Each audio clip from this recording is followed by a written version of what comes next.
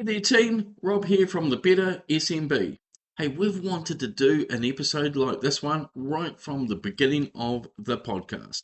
In this episode, we talk about exit planning, selling your business and maximizing the value when you finally decide to move on. This is an area where a big majority of SMBs fall down, trying to sell a business that is all about the individual and not the company. Rod Cook has done this recently. We go through the steps he took and achieved an awesome outcome. I loved this episode, a real down-to-earth and honest conversation about planning your business exit, even if it is not on the immediate horizon. There is an amazing amount of advice and nuggets packed into the next 45 minutes, so hang on and listen carefully.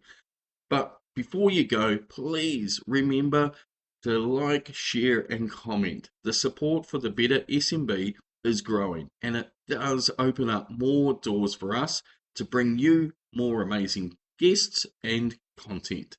Lastly, thanks to all of our supporters and sponsors. SetSeed for your online platform requirements, Perform IQ for your in-depth business assessment and benchmarking. And the list is growing. I just can't share some of the exciting news right now. Anyway, that's enough from me. On with the podcast.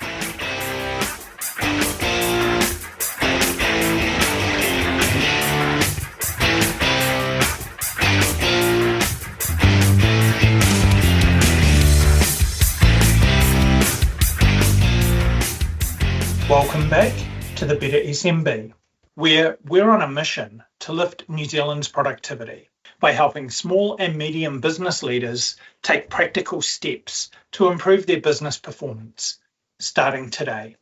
I'm David Alterner. And I'm Rob Bull. We've created this platform to spark a movement. Our BHAG is to get 100,000 businesses, that includes 15,000 manufacturers, on a journey of continuous improvement. Through the podcast, our monthly column, The Last Word, a New Zealand manufacturer, and our growing community, we're building a trusted voice for SMB leaders, offering the inspiration, insight, and implementation support they need to build high-performing, future-ready businesses. Here's a question. If you had to sell your business tomorrow, what would it actually be worth? Not to you, but to a buyer without you in it. In New Zealand, we often treat selling as a natural endpoint for a business, but the numbers tell a different story. Every year, more than 50,000 businesses quietly close. Around 3,000 end in insolvent liquidation, so that's the bad stuff, and only about 2,000 actually sell.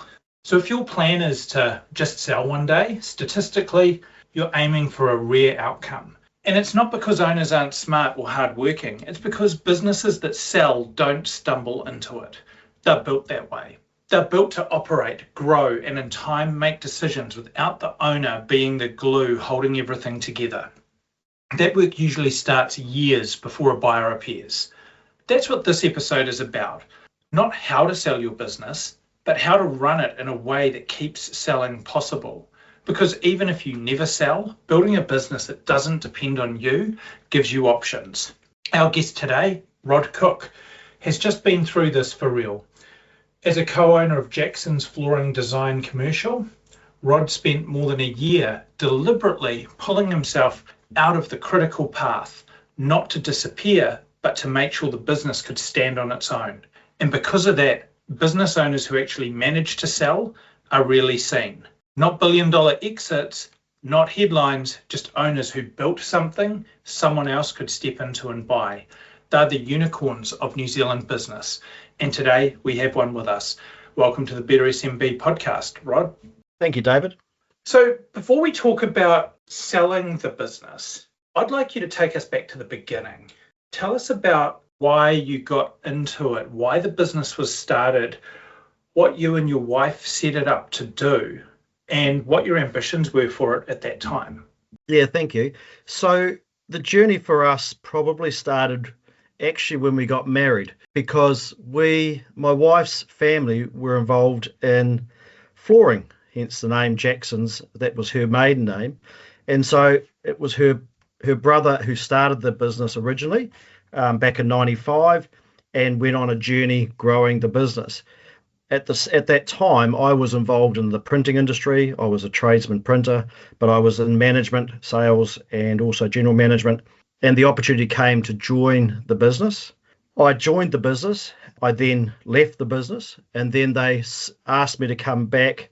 And it was at that point, within a year of coming back to the business to look after the commercial side, because I realised retail wasn't my gig, that I decided to take up the opportunity to buy the commercial side of the business as it was in Hawke's Bay at that time. From there, they went on a journey looking to see with the other businesses in Hawke's Bay, and they were looking to see how they were going to structure things from moving forward for other operations that they had both in Hawke's Bay and in Palmerston at the time. I got the opportunity for the commercial. I took it. We bought it, signed our life away, and so the journey began with something that had been a little over 18 months in operation at that time. And yeah, it just sort of went from there. It was a small business. It was separate as part of an entity, but it was set up as part of the retail operation in the background. We sort of tag teamed with them, and so it began and grew from there. 30 years and you're an overnight success. Wow, look at that. In about mid-2024, that's when you said you were starting to seriously think about the structure of the business and thinking about a potential sale. What triggered that? A few things triggered it. Early on, when we probably talking, if we go once again back to the beginning slightly, when I took over the business, I immediately took on a business coach because I wanted to get some. I knew numbers, I knew my way around certain things, but I wanted someone to walk alongside me for a bit. So I did that for probably 2 or 3 years, and then I moved away. So right from the beginning, I wanted to make sure that I set myself up with more than just a job. Obviously, I was ambitious. I wanted to grow something. As the journey progressed, we go through the ups and downs. We sort of came through into that COVID period. It was a bit of soul searching at that point. You look at your business, how it's running, what it's doing, because you've got a chance to stop, right? Everything finished. You just sort of had to tread water for 6 to 8 weeks.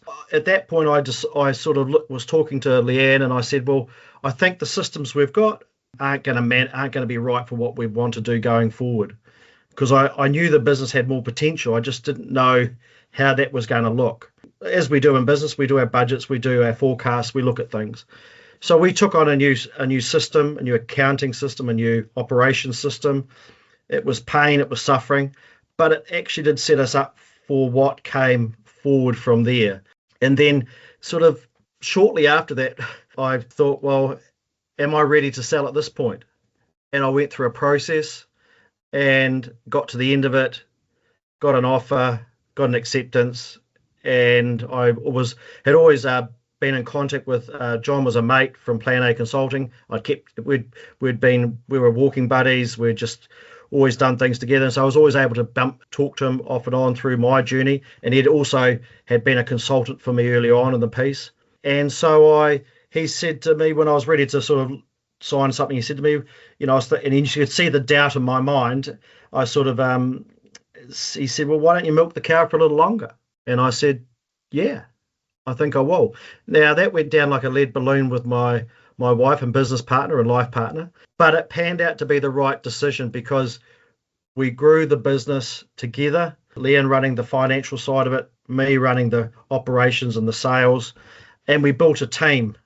And so we ended up with, well, what we've got today when we sold 9 staff. So we built up a six of us, 2 working owners, 4 additional staff doing different functions. The key one was I took on a sales and projects manager, and that just helped us for me to offload and to get responsibilities that I was trying to be all things to all people off my shoulders. And I was able to delegate more and begin to take a little bit of a breather, but still had to keep driving forward. And so from that point on, we just started looking at everything in the business right through as we went until we got to the point where beginning of 2024, after we needed to move the offices, we needed to move out from underneath the shadow of of sharing something to being in a standalone premises where we could develop our own culture, develop our own flavour as an office team. And that was critical. Building that culture, getting us in our own office space, that was the real kicker that moved us to the next level as well. From sort of that early 2024, I said to John, I says, hey, do you want to come back and work for me? This is where I'm sort of at. Leanne and I had been on the journey of looking at premises. I had a little bit of a health scare. I had just a lot on. And he said, yes, thank goodness. And so we worked out a deal. We got down to business and we looked at sort of three sort of key areas. One was obviously what was immediate, premises, and then how are we going to work you out of the business? How are we going to find where not everything comes to you? So that was the second one. And then the third one was obviously preparing or looking or considering, do we go to market again in the future? And what that future looked like, who knows? And so that's kind of in a roundabout sort of how we landed it to start that journey sort of midway through sort of 2024. And it was actually good to have a third party because for a wee while there, when you're in the sort of the market that we're in a small business like we are, you kind of feel you don't have a board of governance, you don't have other people around you. I was very fortunate and blessed to have some good friendships, i.e. Hutch from Plan A, but also others in other parts of an accounting firm and stuff like that weren't necessarily working with me, but they were friendships that I could talk to ones about. And then that, I suppose, from my end, having people taking that input on, and I love to soak out information, just helped me to think about how things were looking, where I should go, how it could come, cementing everything together, I suppose you might say. Just a little question, I think that would be really interesting for our listeners there. When you were starting that growth journey, and you were increasing staff and you're bringing on Hutch and filling the war chest with good resources, as it were, how does that look for your profits and your income and all of that? Because that often from a small business owner is, if I do that, I'm going to earn less money. Whereas in fact, it is quite often the opposite, right? Sorry, what was that thought process? Because there's a big fear in that as a small business. I think when you're I've come from a sales background, so sales is my thing. I like to build relationships. I like to deal with people. One of the things for me was I learned early on to not make decisions with the dollars at the core of it. I found that whenever I made a decision to put something right with a customer or whatever, it was always going to end up in tears if you put money first before you solve the problem. And I think it's the same for me when I made my decisions around getting people on. I think I demonstrated that at the beginning. I wasn't afraid to. The first thing I did when I went into business, I said, I'm never not going to pay myself. I have to pay myself a salary. If I can't pay myself a salary, then I haven't got a business. And the next thing I did, which may sound silly, but I went out and leased a brand new motor vehicle, because if I'm going to work for something, I might as well have it in front of me and I drive it every day. And then the third thing I did was I took on a business coach, because at the end of the day, spending money that's investing in me is going to help my family and the business to grow. We were two people in an office for the best part of 10 to 15 years before we started to grow our staff. So I think the key for me around that question is look for good advice, but then don't be afraid to commit dollars to it. If you need extra people, find a way to bring them in so that that's affordable to you, or just bite the bullet and get on with it, because it's not going to get any cheaper and it's not going to get any easier. And I'm one of the best procrastinators around. I can procrastinate with the best of people, but you just got to make a call and move forward. And that's what I did. I brought on a project manager early on who was an ex-installer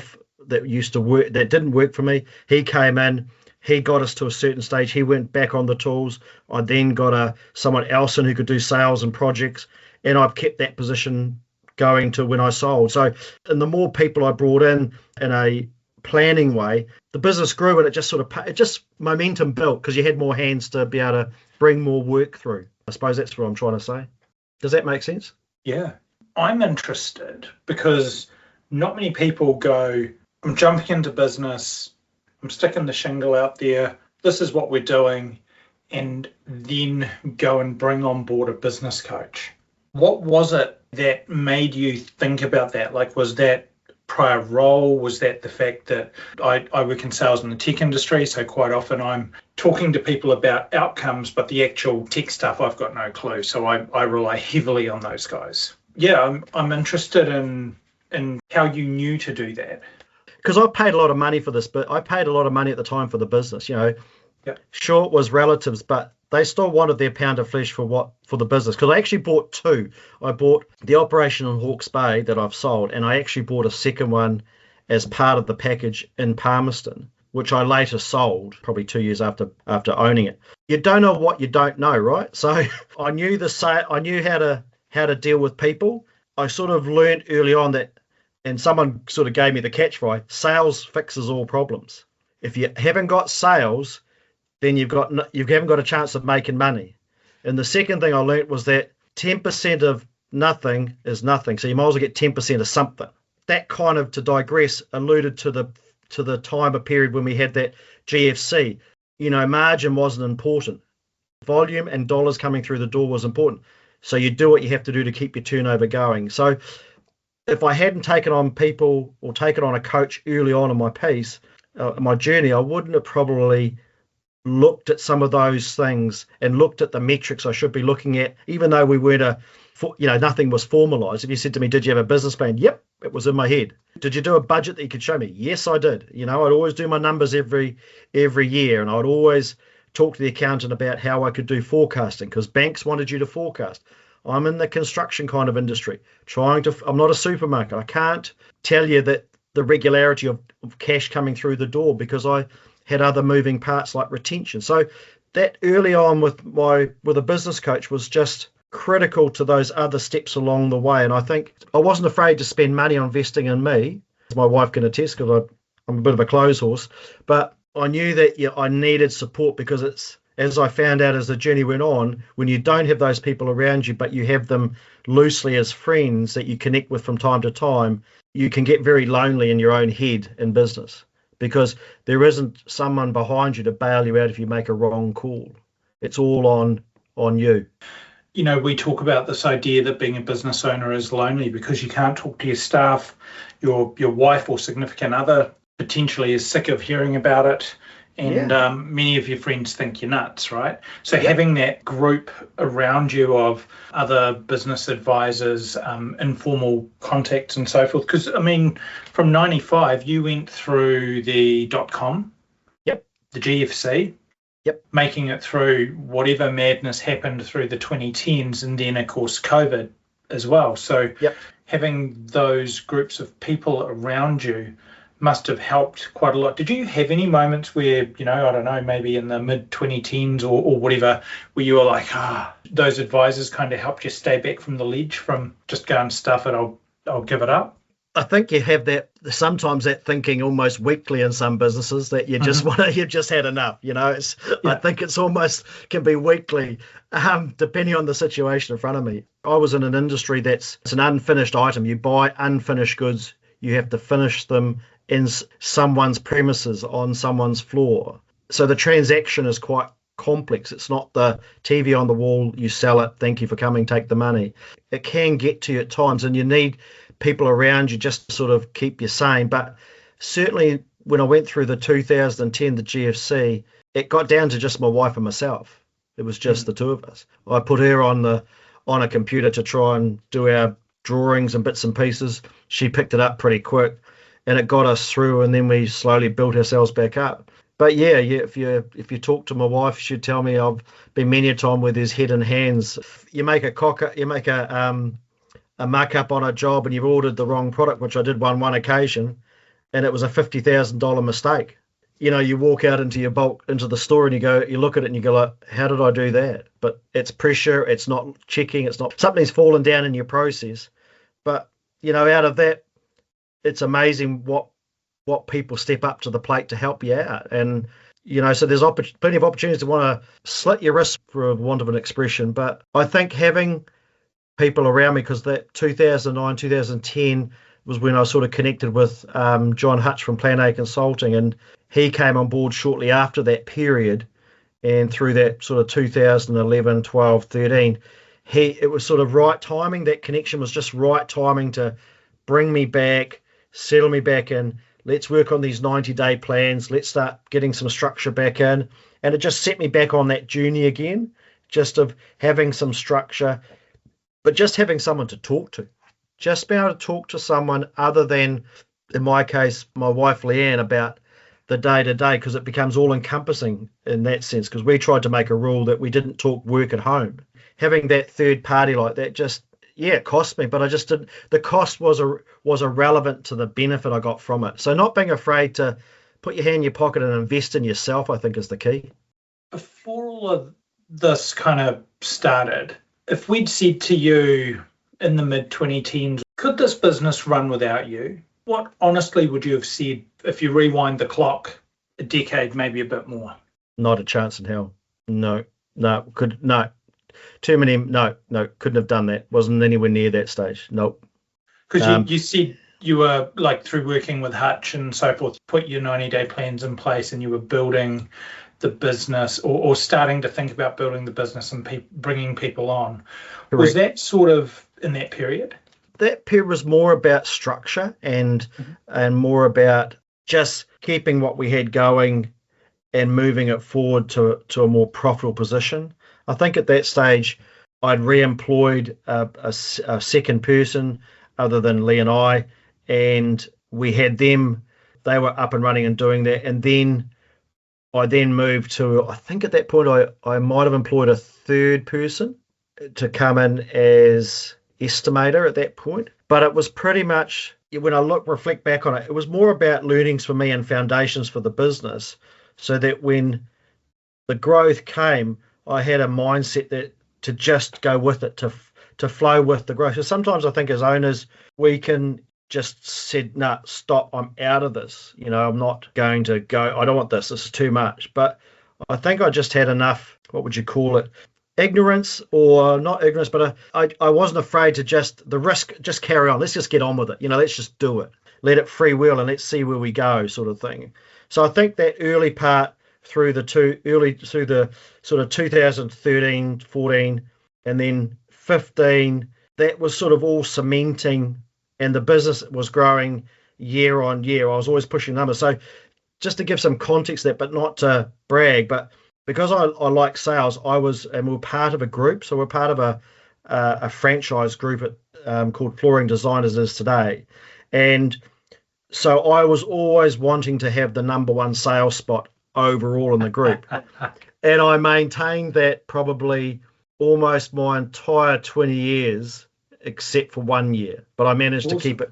So, I did 19 years of the number one business in the group. And that's just my competitive nature, my stubbornness, my bloody mindedness, whatever you want to call it, I suppose. I just wouldn't be beat. I know profit's important. I know that's all critical and how it drops through to your bottom line and what you take home. But I was all about the numbers, the sales. Keep driving that through, leveraging the relationships. I mean, we're in a tendering game. We were not just pricing mum and dad's house. That was someone else's job. That was another business. I was in commercial, so I had to deal with tendering a lot, particularly in that sort of 2010, 2012 period where all the other work dried up and all you had was just tender work to look at. So you're competing all the time. So you're constantly making phone calls and leveraging every relationship you've got to meet the market, grab the job, move on to the next one. Brilliant. I love it. And it really embodies the thing I talk about, which is rather than thinking about competition is very win-lose, where when you're in the commercial game, it's rivalry. You've got those competitors that you always come up against, but you want bragging rights Friday at the pub and maybe at the national group conference or whatever, where people go, what is it that Rod's doing that just makes him so different, right? It's this idea of you want to get to the front, but then you want to stay in front. Now, was it always your plan to sell the business? I mean, you moved on the business and you said it was Palmy, wasn't it? I'm guessing that, was that because you chose to focus on Hawke's Bay. Correct. Yep. Yep. Okay. I mean, that in itself is a great lesson going, well, let's get rid of that and focus here because that's where we can get our most benefit. But was it always your plan to sell the business, or when did that kind of become a reality for you? I think early on I had always had in mind going to have to move on at some point. I think I had rose-tinted glasses that I was hoping that I might have, because we've got two children, a son who's 31 and a daughter who's 24 now. And I think at the time, there was that little, to be honest, hope inside that my son or my daughter, but maybe my son more, would take up or want to take up what I was doing. And I think as the years progressed, it sort of became quite evident that wasn't going to be the case. I don't know whether I clearly thought about it too much. I don't think I thought about selling. I think I thought about when I wanted to retire, when I wanted to get out. My wife and I are workers. I mean, we started our first jobs at 16 and 17, and we just worked, and we didn't do the overseas trips. So we always promised ourselves we'd do those later in life. Obviously, to digress, the risk with that is that health can play a part in that. That's why I set a deadline more around age than around about, and I think that just naturally progressed into, that means you've got to sell sometime before that you get to that point. So I think that's how it looked. But also, when I connected with my second coach, being Plan A Consulting and John Hutch, I think that's where, not the first time around, but certainly the second time around, we started where we looked at that sell, don't sell, key person kind of thing. But yeah, certainly in the sort of 2015 through to 2020, particularly the 2020, I think the COVID period really makes you think about things. I think that's when I really needed to think about it. So probably that COVID, sitting down, looking through everything, probably was it, I think, to be fair, David. Yeah. You've got yourself and your wife, you're in the business, you've got your bigger team, I think you mentioned around about 9 staff, and then you've got all the contractors. Yes. And you've grown this from, 1995, where there's been the two of you in the business for a significant amount of time. Well, that's when the business, sorry, just to correct you, that's when the originating business started. We didn't get involved with the business until 2000. The year 2000 that we actually got involved with it, and then we didn't stay with the business and then came back to it in 2002. So we had a little bit of a sabbatical there between. So we were in the business for about 18 months, left it, came back. But you've gone from this real owner-operator model where you're not just working on the business, but you're probably mainly working in it. Correct. So walk us through what it was like extracting yourself from the day-to-day dependencies. Where did you start? And then what were the bits that were harder than you expected? I had a few false starts. I think I was looking probably sometime in the around 2017, 18. I looked to employ an assistant manager as well as I had an estimator. So I had an estimator on board.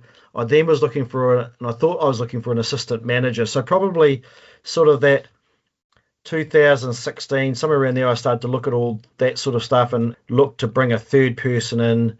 And I was silly enough to take up what looked like an opportunity, but it wasn't. And I got sidetracked with a venture, another commercial flooring venture in Hamilton, but which I sort of sidetracked on for a little bit. But probably, 2016, 17, took on a third person. I then worked with them and tried to offload some of my responsibilities onto them. But I think probably one of the things I did, which John said to me sometime later, was delegate but don't abdicate.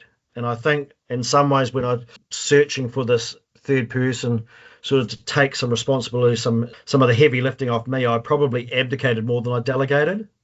And that was just a learning for me. And as a consequence, they didn't sort of hang around too long. They weren't the right fit, as it were. And then probably, as I say, coming out of COVID is when I took on the installer who was looking to get off the tools. I took him in as the project manager. He was great, fantastic, actually. He was with me probably for a good couple of years. But I think, once again, I thought I was delegating, but I probably abdicated more than I delegated. So just some critical learnings around that part of it that I just didn't grab the first time and didn't quite grab the second time. But it probably didn't do me. It did me some favors in that I was able to then not just add one person, but add two, and as I say, work up to that sort of two. What did we get to? 4 staff. The key role was taking on someone to do the sales and projects for me, which just shared the load, because we kind of split the business into, in my mind, into 2 sort of parts. One being contract work where you did tendering and you're getting all the tender work through, and then we had our non-contract work, which was sort of that day-to-day people would phone or clients we'd deal with. They'd have some buildings, developers have a building they needed doing, and we would do floor coverings for them. So I think that's sort of took some responsibility off me, and I was able to then have more of a team. I was still probably in the middle, but I was letting go of some things and letting people run with it.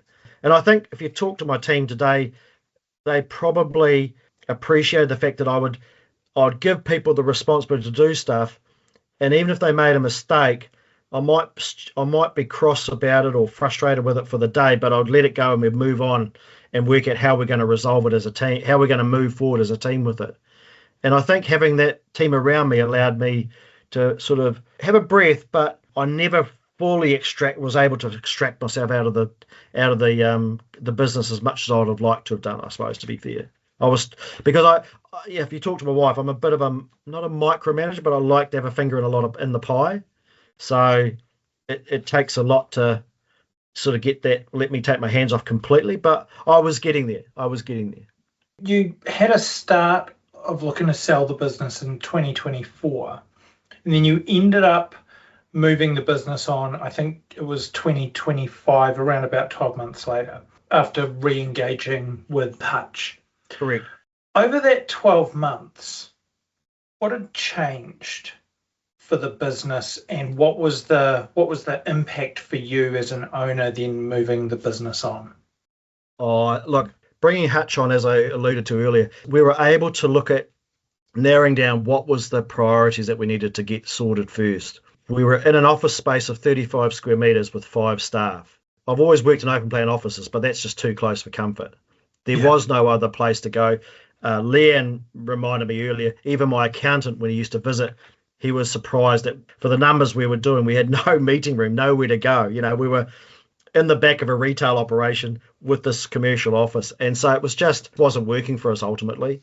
And as I added more staff, and we've got 5, we've got 1 at home, got a storeman, which gave us our 6th one, just didn't equate. So John sat us down, set the priorities. Premises were the number 1.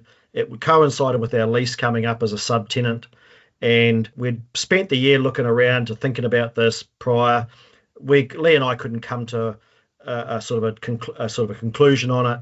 I'd had a little bit of a health scare, lots of pressure on, lots of volume going through. The business was growing over the period 21 through 24, probably what would have been probably a million, nearly $1 million a year. Growth. Yeah, wow. In sales. Yeah. So we really were ramping up. We doubled our turnover in 4 years. And that says to me we were doing something right with our customer base. We were securing good layers. Our laying teams were under pressure with stuff. We made the call to import some layers from Kuwait, and so we employed. They were 2 guys employed with us. So we had all this going on, and we're trying to work out of an office. We had 3 storage sheds down the road, 138 square meters each, juggling stuff between them. They're only 50 meters away as the crow flies, but it's still another bottleneck, you might say. So John came on, we sat down, worked out the priorities. We said premises first. We revisited something that Lee and I had looked at earlier, some new premises. They were brand new. The guy was getting on with them. Would have loved to have bought them, ended up leasing them. And by the end of 24, beginning of 25, we were moving into them. And that was the best decision we made, because it brought everybody together in one place with our own culture, with our own flavour. It just gave us, we went from 35 square metres office space to 100 square metres of office space. We went from 3 sheds of 138 square metres to the warehousing out the back of 487 square metres, all under one roof, all pretty much purpose built to what we needed. So I think doing that part making that decision and ticking that box and getting that moving was good. Went through the numbers for it. It was scary because you've got to work out, is the growth we've been experiencing going to continue? How are we going to manage that? So we made sure we did our numbers at least 20% down on what we were currently running at, to make sure we had some headroom in it. We then worked out, okay, so what are you going to do with you, Rod? How are we going to work with you? What's going to happen?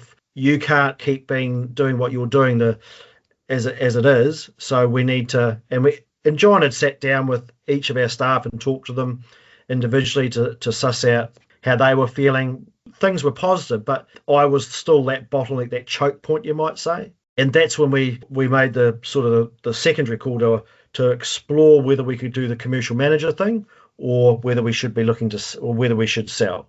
And so we went through the year 24, sorting out the premises, making sure we could afford all of that, keeping the structure of the business going with the staff, the clients, and aiming for that move in early 25 into new premises. And that's kind of sort of where it sort of started to take shape. And then I think by the time we'd done the premises and we looked at the business that we were trying to be, people would rock up and, there was a meeting room for people to come to. So I think that's sort of how it sort of landed for us. From there, I sort of decided that the next priority was, let's sell. And that's when I made that call, sort of around June 25. Yep, we'll go to market. And without giving away any of your information, the specifics, but if we said you were selling, you had an offer on the table that you could have accepted in middle of 24, if we just say that was 1x, 12 months later, you've got a business that's now probably still growing at $1 million a year, maybe more. You've got it structured a lot better. You've got a well-embedded culture that's now starting to really flourish. What difference did that make for you as an owner from the value of the business? Like, was it 1.5? Was it 2? Was it 10x? Yeah, interesting you should ask that, because the thing is that, and you'll know this more so than anybody with the number of businesses you're talking to, is that from 21 through to 24, there was a massive upload in business growth anyway in general. Hitting and then everybody said survive to 25. Now, we always, in our business, it was all about our work in progress. We had to keep our work in progress number hitting a certain target. So we always tried to maintain about minimum 3 months, but ideally 4 months work in progress. When we were getting jobs confirmed, we wanted to keep that list running at about 4 months turnover all the time. So we had set our numbers. We wanted what we wanted to do each month. We needed to keep it, and we kept that running. Coming into 25, we had that survive to 25 and thrive in 25. As that year went on, as you know, the year things started to drop off. So when we pulled the trigger to sell, I was forecasting us to be 20% down. Wow. And the other scary thing was, so that's it. So from where when we were talking about our turnover at the beginning, that's taken $1 million off our sales. That's a big chunk of sales. At the same time, as we were coming into that sort of April, May, back in my mind, I'm thinking, do I, don't I? Is this the right time? Is this not the right time? I was talking to different ones, and they're saying bad time to sell, bad time to sell. Not that I was canvassing them, but just in general chit chat, I struck up a conversation with someone or heard something somewhere, and they said the banks aren't lending on homes, so they're looking for places to find other lending opportunities. And I was going, aha.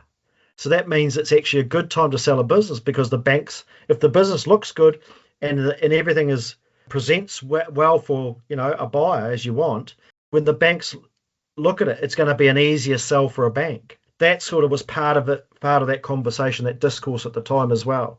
Yeah, so that's kind of how it came about. So that 12 months, that actually got you a value uptick from where you were the year before, because you had a well-presented and data-driven business by the sounds of it. Correct, absolutely. It was always for me about the numbers, making sure that When you asked me about it, how our business makeup was, I would always say we needed so much percentage at the cost of sales line, so much percentage at the bottom of your expenses line to make sure that, because I was always looking for double digit net profit before your EBIT, always wanting that double digit on the bottom line if I could get it. That was my aspiration all the time.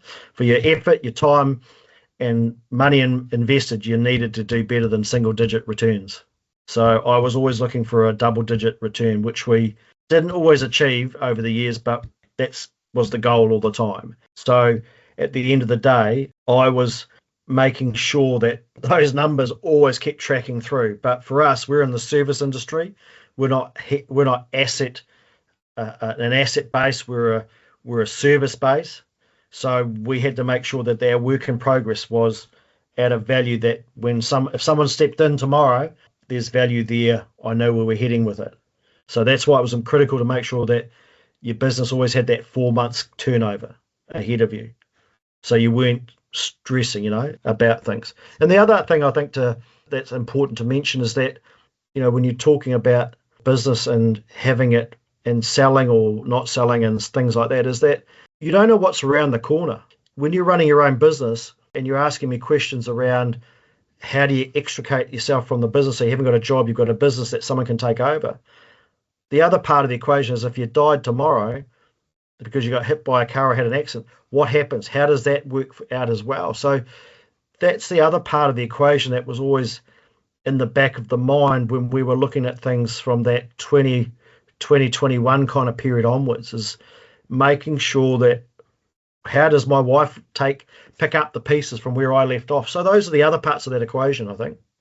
I like it. It sounds like you kind of, let's get into business. This sounds like a great idea, but then kind of moved and developed this vision as you got more and more into the business, and then realized, we can actually structure this in a way that we can sell it. So I'm really curious about the sale process, because you went through, by the sounds of it, you started to go through that in 2024, and then you went through it fully in 2025. So what surprised you most about the sale process? I mean, you've got due diligence, you've got negotiation, the buyer's lens. You talked about the macro shift away from property to bank business lending. So really, really interested on your view about what surprised you with the sales process.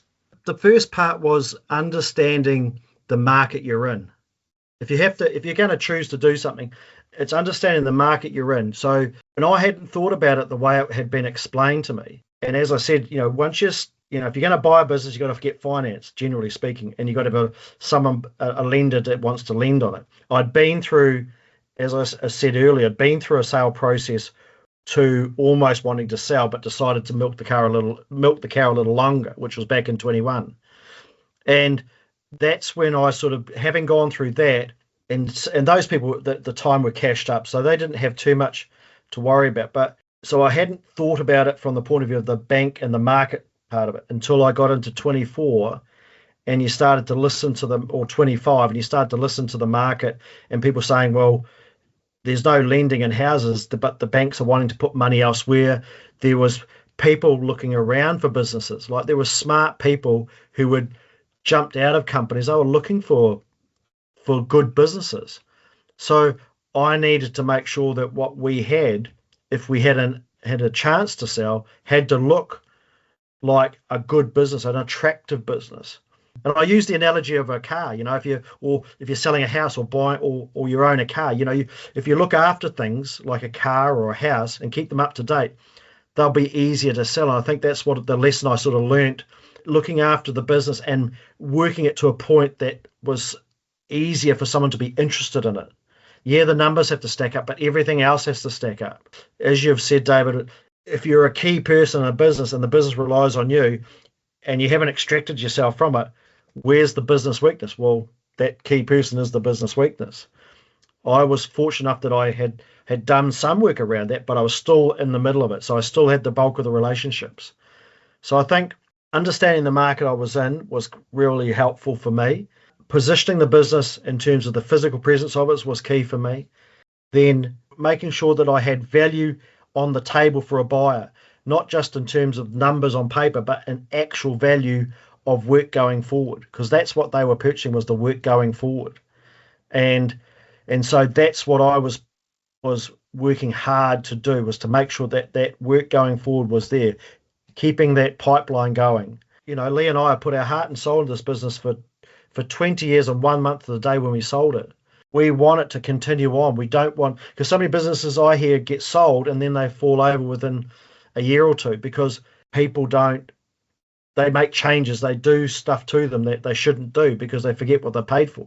And I think we didn't want that. So the other part of the equation was I wasn't going to sell it to anybody. The person that bought it had to be the right fit for the business, had to be the right fit for the franchise company, the franchise that we were a part of as well. So there were lots of things that came into play for me in my mind about how the whole sale was going to go, how in terms of pulling the trigger and making sure we were ready to go. So yeah, that's probably that sort of journey for me at that point. I'm really curious. You've obviously had this almost maniacal focus on sales, hitting your numbers, your lead measures, the work in progress, so on, so on, so on. How important was documentation, systems and processes for you? Were you running a business that had a lot of that? And if so, how important were they? Or what did good enough look like for you guys? Yeah, great question. Look, if you'd asked me that in 2019 and you looked at us and you really looked at our business, you'd go like, yeah, no, you don't. Yes, the franchise that we were part of had systems and processes, yes, but they didn't always apply to us because they were retail focused, we were commercially focused. So one of the things that drove me coming out of COVID was to, like I mentioned earlier, was to change our operating system, our software system. So we were running on, I think at the time, on Reckon Accounts. We had another industry program that is part of it, but they didn't talk to each other. And we had a spreadsheet that we used for pricing. And, we're trying to do, $3 million worth of turnover. And spreadsheets are wonderful things, but they're notoriously problematic if someone changes something that they shouldn't change. So when we came out of COVID, toward the end of that year, I'd been investigating leading up to 2020, looking at, because we had written systems, we did have documented systems, but they weren't very good. So I wanted a software system that made you follow a process. For better or for worse, it would have pluses and minuses, I know, but you'd measure a job, you would put it into the software, and you had to follow its processes through to conclusion. And so we did that. We did that in end of 2020. Parts of it, we were the bleeding edge, as my wife would say, because we had to navigate combining two systems anyway. But nevertheless, we put this system in place. It was scalable. It was infinitely detailed and painful at times, but it gave us structure. It put structure into the business that we didn't have before. It took us probably 2 years to get the initial teething out of the way with it. We had lots of ongoing teething processes in other parts of it, but the actual operational side of it, it took us a good 2 years to 3 years to get through all that and get it working well. But it just gave us structure. It gave us, you went out, you measured something, you got a quote together, you got a job accepted in it, you had inventory, you had invoicing, you had everything there. And so all your different parts that you needed, inventory, costing, invoicing, estimating, all at your fingertips. And so that essentially became our system in place for the business. And that's what anchored us going forward. The other decision I made, because as I said, we were in the construction game, and this was a really good decision on my part. We always had to be part of a safety. We had to have a safety part to our business, your health and safety, as everybody does. We needed to have good health and safety processes in place. And for years, we had ad hoc approach to it, never really consolidating, never really getting there with it. I had a friend that I'd worked with in a business back in the 90s. He was now doing health and safety, and he was really good at it. And he had a number of clients. And I asked him, I said, would you come on board as a contractor and give us a day a month? And so we brought him in, and he gave us our whole Bible of health and safety. And that gave us the opportunity to get from, if you're familiar with it, from site-wise green to site-wise gold. So we're one of the few flooring companies in the country that would have got to site-wise gold. And that was over the course of about 3 years, and it's just kept on rolling. And that sort of stuff is gold in your business, to take those headaches away, you know. Yeah, we still had to do some of the day-to-day operational stuff, but to have everything in one place and consolidate, that was just another part of our business that we just could tick, sort it, move on. And we never looked back on that. So yeah, that's how we kind of built up our processes from there. And so when we got to the point of selling, we could easily transition through with the new owner and work through, this is the health and safety, which is a big part of the construction game. This is who we deal with. This is our system.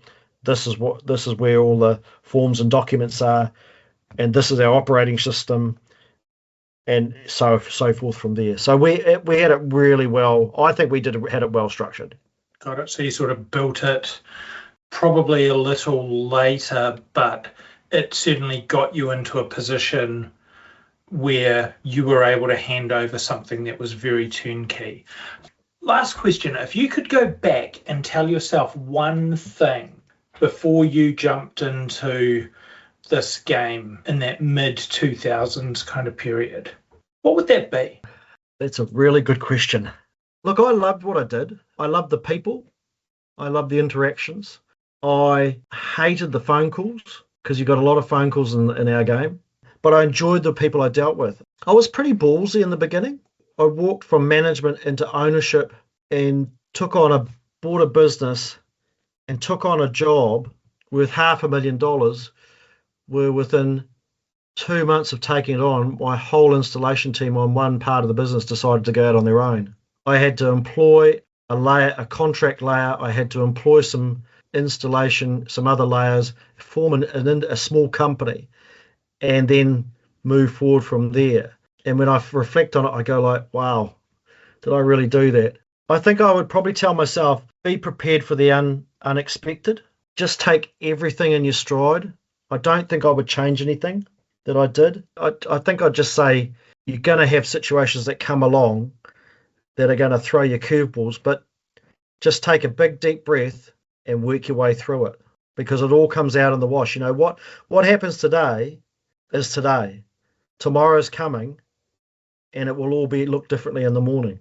And I think that's something that's always stuck with me, is that whenever I've had a problem and it just seems like a calamity, you just take a big deep breath and look to the same time next year, and you know it's not going to be like that next year. That feeling's going to be gone. And I think I'd tell myself that and reinforce that to myself starting again, because it's the mental game in owning a business is really, really important. Having people and having family and having friendships and not being afraid to engage people to help you on the journey, even if it's costing you. Paying for coaching back in 2005, when you're only just starting out, you just shout out a price of probably the average house, you're going like, can we really afford that $1,500 to $2,000 a month? Yes, you can. Yes, you can. And so I think that's probably, I don't know whether that answers your question, David, but I think that's probably where it sits for me. Brilliant. Putting you on the spot, and it's great that we've managed to throw you, but also get that real raw feedback. From my side, some of my takeaways, it's going to be significantly harder than you think, is one of my takeaways, but it's going to be worth it. The relationships, they'll be the things that you're going to remember the most. Know your numbers, be data driven, understand the market, focus on your lead and lag measures. Start with or develop a vision for where you want to go, and then take the business there. I love what you said about understanding the market you're in, what you're selling, and what the buyer is investing into. So selling a business is the biggest financial transaction most SME owners will ever make.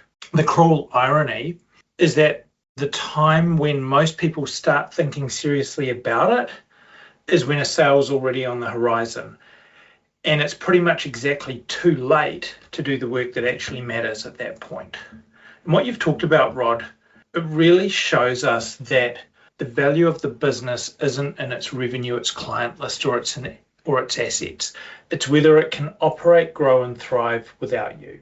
And what you've talked about today is this business that you built that can do that.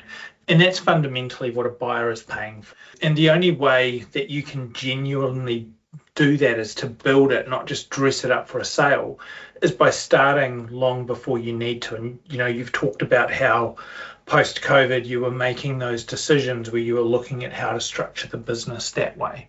The mindset of always ready to sell isn't about being disengaged from your business. It's actually the most engaged and most disciplined thing you can do as an owner, because a business that doesn't need you to survive is a better business, both for the people in it, for the customers, and for you. So the question isn't whether you plan to sell. The question is, if someone offered you the right price tomorrow, would your business be ready? So Rod, I really want to thank you for your time, the insights that you've given us, the knowledge that you've shared, and it looks like that red wine needs another top up. So thank you very much. Thank you, David. I appreciate it. Thank you very much.